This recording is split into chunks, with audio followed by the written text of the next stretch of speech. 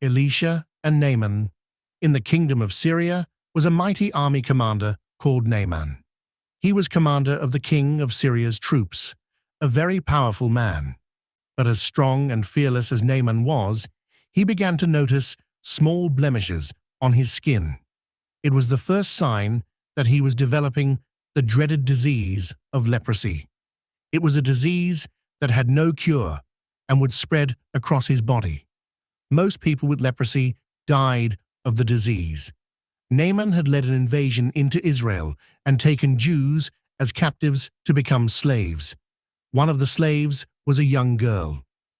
"I'll take that one to be a servant for my wife," Naaman announced, pointing to the young girl. "She can do all the jobs in my house my wife orders her do."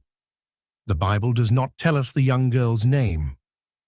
One day, as the young servant girl was looking after Naaman's wife, she saw how sad she was because her husband was dying of leprosy. "If only Naaman would seek the help of the one true God," she said.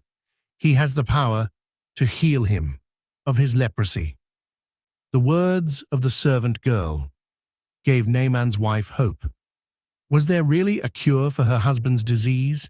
She sent a servant to the king of Syria to tell him what the little Jewish girl had said. The king of Syria also knew it was the only hope to save his trusted army commander. So he wrote a letter to the king of Israel. Along with the letter, he sent gifts of gold, silver, and fine clothes. When the king of Israel read the letter, he became scared. He did not trust in God. "Oh no," he panicked. "The king of Syria knows I can't cure leprosy and wants to pick a quarrel with me." News of what had happened reached Elisha, and he sent a message to the king of Israel. "Tell Naaman to come to me," Elisha wrote. "You might have turned your back on the one true God, but I haven't." When Naaman heard about Elisha, he dressed in his finest uniform, got into his chariot, and rode off with his troops to Elisha's house. When he arrived outside the house, he waited for Elisha to come out and greet him. "How dare he?" thought Naaman. "Doesn't he know who I am? Nobody keeps me waiting." Eventually, the door opened. It was not Elisha, but his servant Gehazi, who came out to speak to Naaman. Elisha says, "Go wash 7 times in the river Jordan, and you will be made clean." "What?" cried Naaman. "That's crazy. Nobody is cured from leprosy by washing in water." Naaman became more and more angry. He had expected Elisha would come out and do something to heal him right then and there. "I don't want to be told to wash in a dirty river in Israel," he fumed. "I'd prefer wash in one of the rivers in Syria. They have cleaner water." Naaman turned his chariot around and started heading back to Syria.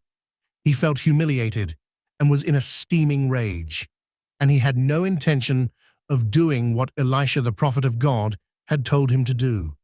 Naaman had wanted Elisha to come out, call on the name of his God, wave his hands over his leprosy, and make him well. He was furious. As Naaman angrily rode away, one of his soldiers tried to reason with him. "Excuse me, sir," he said. "If the prophet had asked you to do something great, would you not have done it? Then why will you not do something that is easy to do? Wash in the river Jordan and be made clean." Naaman calmed down. "I suppose you are right," he muttered. "What have I to lose?" The army commander turned his chariot around and headed to the river Jordan. When he got there, Naaman went into the river and dipped himself under the water. He surfaced again and looked at his skin. He still had leprosy. He dipped and washed a second time. No change. He still had leprosy. He dipped a third, fourth, fifth, and 6th time. He still had leprosy. It looked as if he had been right all along. It was a stupid thing to do. Then he dipped for the 7th and last time. When he surfaced, his leprosy was gone. He had clear skin, just like a young child. He jumped up and down in the water shouting, "Look, the God of Elisha has healed me." Naaman got back into his chariot and returned to Elisha's house. "Your God is the one true God," he declared. "What can I give you to reward you for what you have done?" "Nothing," replied Elisha. "But you must accept a gift," Naaman insisted. But Elisha refused. So Naaman ordered that his men dig up a cart full of dirt.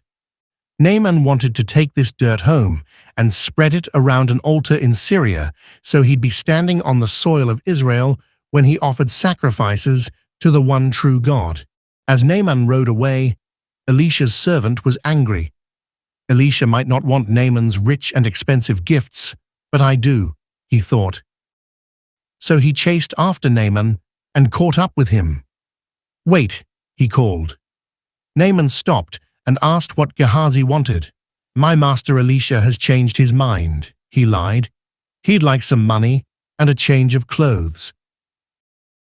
Naaman willingly gave Gehazi what he wanted.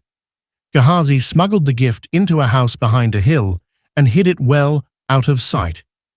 Gehazi then sneaked back into Elisha's house. "Have you been somewhere?" Elisha asked. "No," Gehazi replied. "I've been here all the time."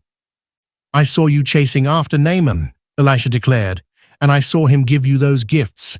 As a punishment for your lies and greed, you will have Naaman's leprosy." From that moment, Gehazi was covered in leprosy, and his skin became as like white snow. He had to leave Elisha and live on his own, away from people.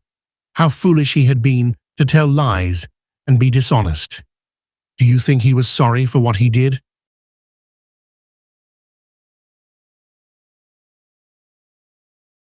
Subscribe for more content.